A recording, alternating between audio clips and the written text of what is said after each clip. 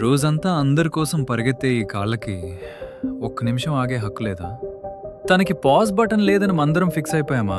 ప్రపంచం ఇంకా నిద్రలోనే ఉంటుంది, కానీ ఆమె బాధ్యత అప్పుడే కళ్ళు తెరుస్తుంది. ఆమె చేతి వేళ్లకు విశ్రాంతి తెలియదు. ఆ మంటల సెగ ఆమెకి రోజువారీ స్నేహితుడు. ఒక పక్క పిల్లల బాక్సులు, మరో పక్క ఇంటి పనులు.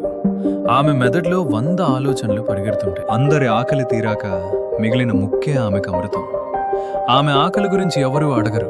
కంచం నిండా వడ్డించేటప్పుడు కనిపించే ఆ తృప్తి తన కడుపు ఖాళీగా ఉన్నప్పుడు ఎందుకు కనిపించదు?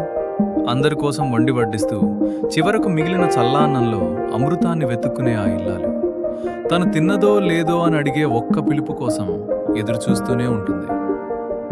చెమట చుక్కలు కళ్ళల్లోకి వస్తున్నా ఆపడానికి వీల్లేని పనుల చక్రం ఆమెది.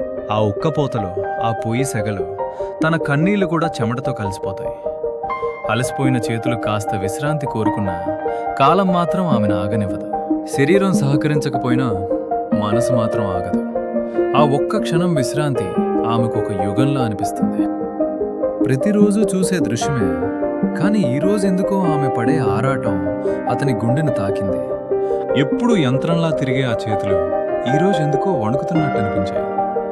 ఇన్నాళ్ళు తను తింటున్న ముద్ద వెనుక ఆమె ఎన్ని కన్నీళ్లను మింగిందో, ఎన్ని నిద్రలేని రాత్రులను దాచిందో. నువ్వు చేసే చిన్న సాయం ఆమెకు 10 కాలాల విశ్రాంతితో సమానం. తోడు అంటే చేయి పట్టడం మాత్రమే కాదు, కష్టాన్ని పంచుకోవడం అని అతనికి అర్థమైంది. ఇప్పుడు ఆమె శ్వాస తీసుకుంటుంది.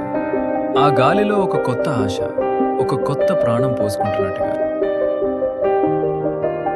మనం తోడుంటే ఆమె లోకం ఇంకా అందంగా మారుతుంది.